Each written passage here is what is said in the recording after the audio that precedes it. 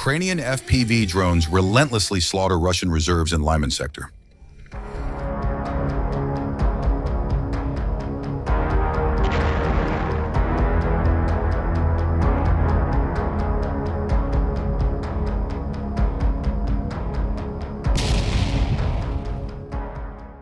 Ukraine thwarted the Russian attack on Lyman before it even began, with new FPV drone operators turning the river crossing into a killing zone.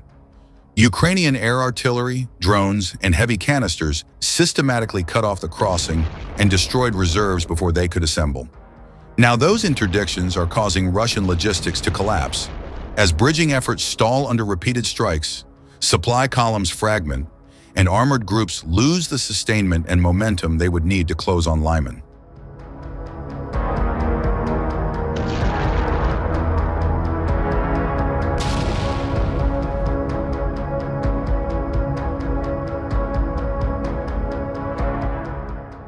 Russian commanders appear to be preparing a classic combined assault, hoping to rush into the outskirts of the town, establish a foothold, and allow infiltration groups to spread behind Ukrainian lines.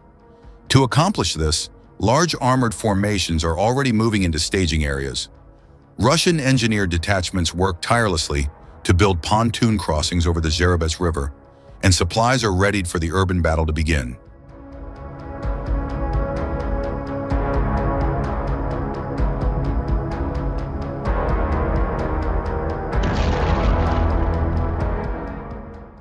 Unfortunately for the Russians, Ukrainians spotted this sudden large-scale activity already from the start and are working to put a deliberate stop to the Russian master plan.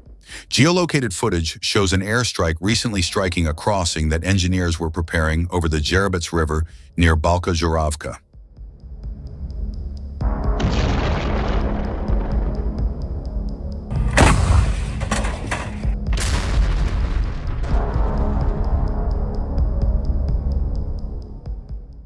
Additional footage shows Ukrainian airstrikes continuing to destroy Russian bridging efforts, each strike using 2 bombs to double the damage and ensure successful strikes, setting back Russian preparation days, if not weeks, till new equipment can arrive.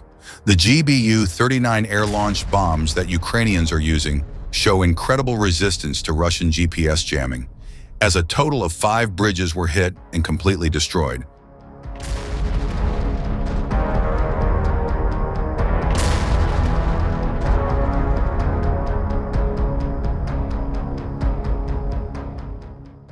Simultaneously, Ukrainian FPV drone operators are striking Russian tanks as they are moving up their remaining reserves all the way near the front line, most notably scoring a confirmed hit on a modern T-90M Proryv tank near the village of Terny.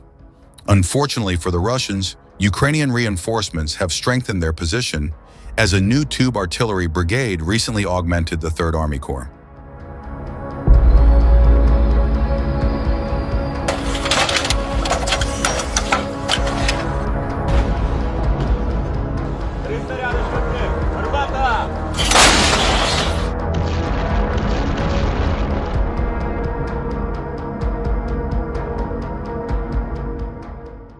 The 52nd Separate Artillery Brigade, created and publicized through volunteer fundraising and unit announcements, has been added. Notably, this unit sports domestically produced Bodana self-propelled artillery systems, alongside other 152 to 155 mm tube artillery. This addition places significantly more sustained firepower directly to the Lyman sector, able to engage river approaches, road nodes, and staging areas repeatedly and accurately, while moving away before being hit by Russian counter-battery strikes.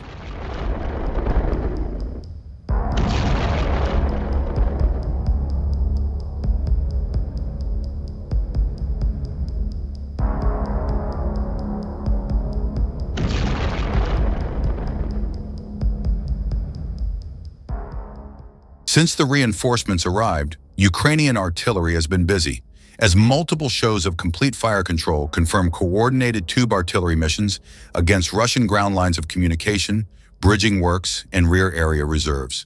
Geolocated footage shows towed and self-propelled guns firing in registered missions, followed by observable secondary explosions on targeted crossings and Russian vehicle concentrations.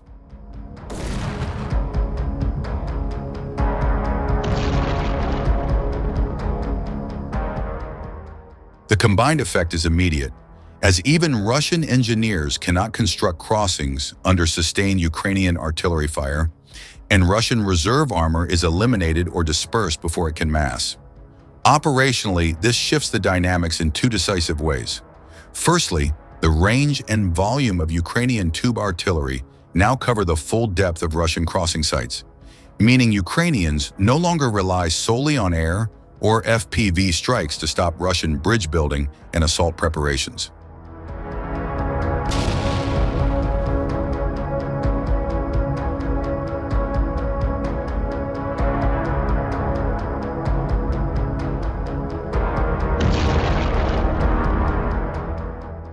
Secondly, the detection to engagement chain has drastically shortened as Ukrainian reconnaissance drones spot crossing works or vehicle concentrations several kilometers back, and the new plentiful artillery crews deliver devastating fire, while follow-up drones or artillery strikes exploit the damage and finish off what remains. The result is that the large armored thrust planned by the Russians to reach Lyman is being disassembled in stages before they can even consider launching the attack.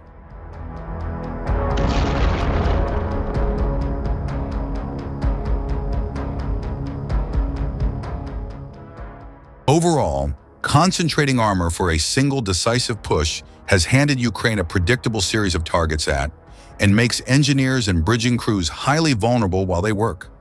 Those Russian bridging assets will be forced to choose between finishing crossings under constant fire or trying dispersed and nocturnal methods that sacrifice the tempo and cohesion needed for a rapid breakthrough.